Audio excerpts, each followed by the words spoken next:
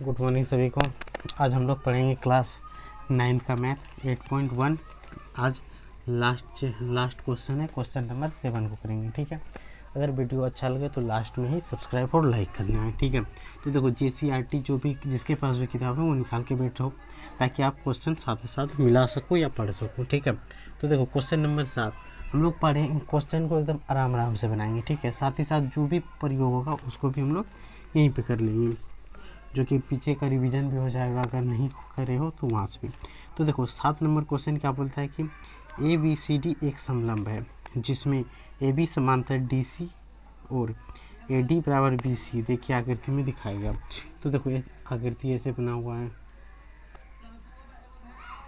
ये एक समलंब है। ठीक है, समलंब के बारे में आपको बता दिए, अगर नहीं देखे हो तो पार्ट 1 में जाके देख सकते हो, जहाँ पे आपका बेसिक क्लास हुआ था इस चैप्टर का, उसी में है। ठीक है, तो देखो इसमें दिया है कि AB समांतर DC है, यहाँ ऊपर में A B D और C।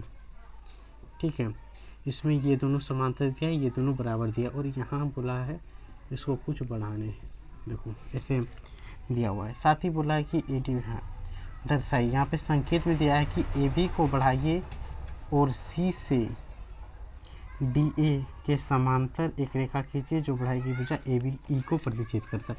यहाँ से यहाँ जो बढ़ाई गई भुजा है, यहाँ E पर इससे एक रेखा खींचने बोला है जो इसके समांतर है। ठीक है, और कहाँ पे प्रतिच्छेद कर रहा है, E पे। तो सिंपली हम लोग क्या लिखेंगे कि क्वेश्चन में क्या दिया है। तो सबसे पहले दिया क्या है, ABCD एक समलंब है। ABCD एक समलंब है, समलंब चतुर्भुज है। ये तो आप लिख ही सकते हो, इसमें कोई दिक्कत नहीं है। और दूसरी बात क्या दिया है हमारे पास, AB समांतर DC। साथ ही साथ दूसरा और क्या दिया हुआ है कि AD बराबर BC। ये चीज़ दिया हुआ है, हमें सिद्ध क्या करना है, सिद्ध करना है। तो इसमें कितना चीज़ सिद्ध करना है तो देख सकते हो कि लास्ट में हमें 4 चीज़ सिद्ध करना है। एक नंबर करना है कौन A बराबर कौन B हो। दूसरा हमें सिद्ध करना है कौन C बराबर कौन D हो। तीसरा हमें सिद्ध करना है त्रिभुज ABC सारोगन सम हो त्रिभुज BAD। ठीक है, और चौथा हमें सिद्ध क्या करना है कि AC बराबर BD हो, AC बराबर BD हो, जो कि B कर्ण है, ये दिया हुआ है। ठीक है, तो चलिए यही सिद्ध करना है। तो सबसे पहले हम लोग रचना लिखेंगे। क्या लिखेंगे, रचना। रचना में हम लोग क्या लिखेंगे कि AB रेखा को E तक बढ़ाया, E तक बढ़ाया। ये सिंपली आपको क्या लिखना है, इस रेखा को हम लोग कहाँ तक बढ़ाएं, E तक, वो लिखना है। साथ ही साथ हम लोग क्या लिखेंगे, AD के समांतर, AD रेखा के समांतर हम लोग EC रेखा खींचा, सॉरी AD को AD का AD रेखा लिखना है, रेखा का समांतर हम लोग EC रेखा खींचा, यहाँ इसी तक खींचे, इसी पे कट रहा है। ठीक है, इतना आप लिख सकते हो। अब हम लोग नीचे यहाँ पे करेंगे क्या, सबसे पहले हमें सिद्ध क्या करना है कि ये और ये कौन बराबर है, ये कौन और ये कौन बराबर है। तो देखो, तो हमारे पास क्या है कि देख सकते हो कि AB समांतर DC ये दिया हुआ है। यहाँ से रुको एक सेकेंड। ठीक है, यहाँ पे हम लोग लिखेंगे हल। अब यहाँ से शुरू होगा। ठीक है, सिंपली हम लोग क्या लिखेंगे कि AB समांतर DC, ये तो हमारे पास दिया हुआ है कि नहीं, दिया है। ठीक है, और साथ ही साथ क्या लिखे कि AD समांतर EC, ये समांतर कहाँ से हुआ, रचना से। जब देखो ये इसका समांतर, ये इसका समांतर, तो हम लोग बोल सकते हैं कि AECD एक समांतर चतुर्भुज है, बोल सकते हैं कि नहीं। इसलिए ये क्या होगा, एक समांतर चतुर्भुज होगा। अगर समूह भुजाएं समांतर है तो वो समांतर चतुर्भुज होगा, वो एक गुणधर्म है। ठीक है, तो यहाँ से ये समांतर चतुर्भुज बन गया। और साथ ही साथ हमें क्या दिया हुआ है, देखो आप कहाँ दिया है, तो AD बराबर BC, AD बराबर BC दिया है। ठीक है, और हम लोग क्या किए हैं, AD बराबर BC दिया है, और यहाँ हम लोग BC के बराबर EC खींचे हुए हैं। ठीक है, इसके बराबर AD के बराबर क्या खींचे हैं, EC। यहाँ देखो AD रेखा के समांतर EC रेखा खींचा और इसमें लिखना है जो AD के बराबर है, AD के बराबर है। ये यहाँ रचना में इसको यहाँ तक नोट कर लेना है आपको, ठीक है। अब यहाँ से हमारे पास क्या है, AD बराबर BC है और हमारे रचना से हमारे पास क्या है, AD बराबर EC। ये रचना से आया है, कहाँ से, रचना से। तो यहाँ से हम लोग ये कर सकते हैं कि BC बराबर EC हो जाएगा, BC बराबर EC होगा कि नहीं।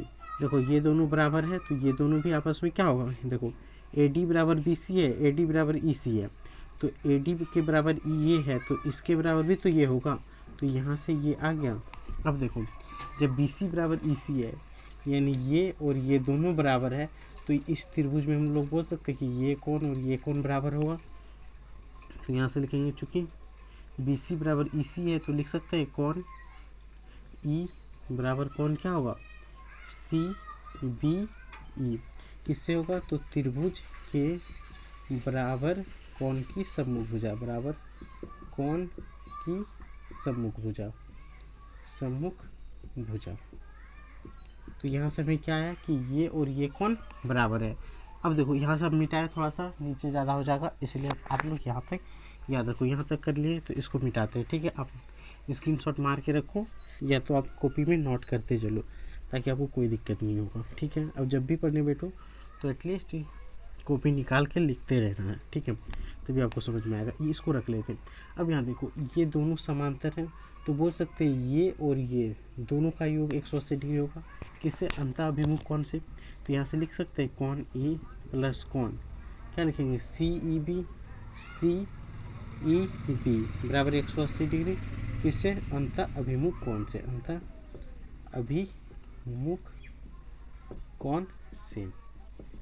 ये 180 डिग्री है, कोण ए की जगह पे हम लोग कोण बी बिठा सकते हैं, क्योंकि देखो ये इसका कोण के बराबर है तो कोण यहाँ पे लिख सकते हैं ए प्लस कोण, यहाँ पे बी लिख सकते हैं, CBE लिख सकते हैं कि नहीं, CBE। क्यों, क्योंकि हम लोग प्रमाणित पहले ही कर चुके हैं। यहाँ पे देख लो कि E बराबर CB है, यहाँ लिख देंगे कि सिद्ध हो चुका है। क्या हो चुका है कि कोण E बराबर कोण क्या है, कोण CBE ये बराबर है। ये तो यहाँ सिद्ध हो चुका है तो इसको मिटा लें। तो चलो यहाँ पे इसको मिटा लेते हैं, ये हो गया। अब हमें देखो देखिए योग से ये कोण बराबर होगा, ये कोण का योग 180 डिग्री होगा, तो लिखेंगे कोण ABC, कोण ABC यहाँ पे 180 डिग्री, ये 180 यहाँ प्लस कोण देखो CBE बराबर 180 डिग्री, किससे होगा, आप बताओ, रेखिक युग्म से, रेखिक युग्म से। रेखिक युग्म से क्या होगा, ये कोण दोनों का योग 180 डिग्री है और ये कोण इसके बराबर है और ये दोनों कोण। तो यहाँ से देखो आप सिंपली कोण क्या है, यहाँ पे देखो B ABC, यहाँ देखो CBE, यहाँ ABC, यहाँ CBE। तो देखो दोनों बराबर कौन है कि नहीं। तो दोनों बराबर होने के कारण हम लोग लिख सकते हैं कि इसको अगर देखो तो ये और ये कट जाएगा, कटेगा कि नहीं। या तो हम लोग इसको समीकरण 1 मान ले और इसको 2 मान ले, तो लिख सकते हैं समीकरण 1 तथा 2 से। अब देखो इन चारों का योग कितना है, 180 डिग्री, तो हम लोग लिख सकते हैं कोण ए प्लस कोण CEB बराबर, ये भी 180 है, ये भी 180 है, तो इसको यहाँ लिख सकते हैं ये कोण दूसरा ABC प्लस कोण CBE लिख सकते हैं। दोनों का मान तो 180 डिग्री है, तो दोनों क्या होगा बराबर। तो यहाँ देखो CEB यहाँ भी है, CBE और CBE, CEB ये कोण और ये कोण दोनों बराबर है, तो यहाँ से ये दोनों काट दे तो यहाँ से क्या बचेगा, A बराबर ABC यानी ABC ये कोण, यानी यहाँ से लिख सकते हैं A बराबर कोण B। यही हमें 1 नंबर में प्रूव करना था कि नहीं। तो यहाँ से ये प्रूव हो गया, तो इसको हम लोग समीकरण 3 मान लें, कोई दिक्कत। अब ध्यान से समझना, टोटल समझ में आएगा, एक भी ऐसा जगह नहीं होगा जहाँ पे आपका डाउट होगा। तो यहाँ से A बराबर B आ गया। ये क्यों कटा, क्योंकि ये और ये दोनों कोण बराबर है, इसका भी मान x होगा तो इसका भी मान x होगा, अगर इसका 5 डिग्री हुआ तो इसका भी 5 डिग्री, इसका 10 डिग्री तो इसका भी 10 डिग्री। जब दोनों बराबर है तो इसको इधर करेंगे, प्लस वाला तो माइनस होता ही नहीं, तो फट से कट जाएगा, तो यही बचेगा, क्या बचेगा, ए बराबर ए बी सी। तो यहाँ तक ये कंप्लीट हो गया। अब हम लोग बढ़ते हैं आगे। तो फर्स्ट हम लोग प्रूव कर चुके हैं, देख सकते हैं ए बराबर बी, ए बराबर बी। अब आगे बढ़े तो इसको मिटा लेते हैं, यहाँ तक आप नोट कर लो या स्क्रीनशॉट लेके रख लो। अब हम लोग आगे बढ़ते हैं, इसको हम लोग रख लेते हैं, ठीक है, समीकरण 3 से। समीकरण 3 को यहाँ रखे हैं, समीकरण 3 का उपयोग करेंगे। अब देखो ये और ये समांतर है कि नहीं, ये कोण कितना होगा, 180 डिग्री। लिख सकते हैं ए प्लस कोण डी बराबर 180 डिग्री। अंतःअभिमुख कोण से, अंतःअभिमुख कोण से, अभिमुख कोण से लिख सकते हैं कि नहीं। इधर से लिख सकते हैं बी प्लस सी, कोण बी प्लस कोण सी बराबर 180 डिग्री। किससे, अंतःअभिमुख कोण से। बी मतलब क्या हुआ, ए बी सी। अगर यहाँ पे ए बी सी इधर वाला ले रहा है, ठीक है, अंतःअभिमुख कोण से, ये भी अंतःअभिमुख कोण से, ठीक है। अब देखो ये हो गया, ये समीकरण 3 है। इसको अगर हम लोग समीकरण 4 और 5 मान लें तो इससे क्या होगा, ए और बी बराबर है, तो यहाँ से ए और बी काट दे कि नहीं, वैसे ही सेम कर सकते हैं, लेकिन हम लोग समीकरण मान के लिख देंगे ताकि देखने में भी अच्छा लगे और सर को भी अच्छा लगे। तो ये समीकरण 4 और 5 से, यहाँ देखो ए और बी ये पहले बराबर हो चुका है समीकरण 1 से, तो इसको मिटा देंगे, समीकरण 3 को मिटा देंगे। अब यहाँ से समीकरण 4 तथा 4 और 5 से। अब देखो यहाँ पे क्या है, कोण ए प्लस कोण डी बराबर 180 डिग्री। यहाँ पे भी क्या होगा, कोण ए बी सी प्लस कोण सी बराबर 180 डिग्री है। तो इस कोण को इस कोण से काट सकते हैं, क्यों, क्योंकि ये समीकरण 1 में दोनों बराबर हो चुका है, 1 में बराबर हो, समीकरण 3 में बराबर हुआ था कि नहीं। तो यहाँ से लिख सकते हैं कोण डी बराबर कोण सी आया, यही तो हमें प्रूव करना था। ये हो गया कितना, तो 2, ये यहाँ से 2 नंबर प्रूव हो गया। अब बचा 3 और 4 देखने के लिए लाइक और सब्सक्राइब फटाक से करो और इसको नोट करो। आगे हम लोग बढ़ते हैं, ठीक है। इसको मिटाएं, थोड़ा नीचे करेंगे तो दिक्कत हो जाएगा, ऊपर में मिटाना पड़ेगा, तो ऊपर में नहीं मिटाने का हम लोग नीचे मिटा के इसको करते हैं, ठीक है। तो चलो इसको मिटाते हैं। अगर स्क्रीनशॉट लेके रखे हो तो ठीक है, नहीं भी रखे हो तो कोई दिक्कत नहीं। अब बोला है त्रिभुज ए बी सी, यानी यहाँ से एक त्रिभुज होना चाहिए, ठीक है।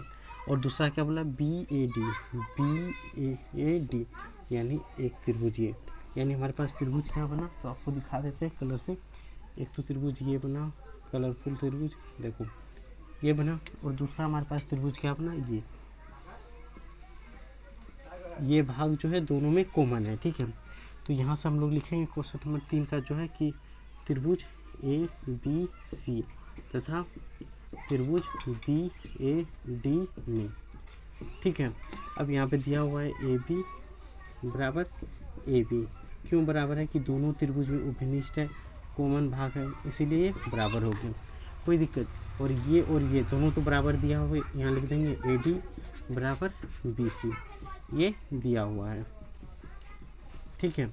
और साथ साथ हम लोग कौन को तो प्रूव कर चुके, इस त्रिभुज में आप देखो ये कौन मिल रहा है, और इस त्रिभुज में ये कौन, तो यहाँ लिख सकते हैं कौन ए बराबर कौन बी, ये प्रूव हो चुका है, प्रमाणित हो चुका है। यहाँ से लिख दें प्रमाणित हो चुका है, ये लिख सकते हो कि नहीं, आप लिख दो आराम से। अब देखो एस एस ए लग गया, यहाँ से लिख देंगे त्रिभुज ए बी सी सार्वघन सम होगा त्रिभुज बी ए डी, किससे होगा, एस एस ए से, या ऐसे ऐसे लिख सकते हैं कि नहीं।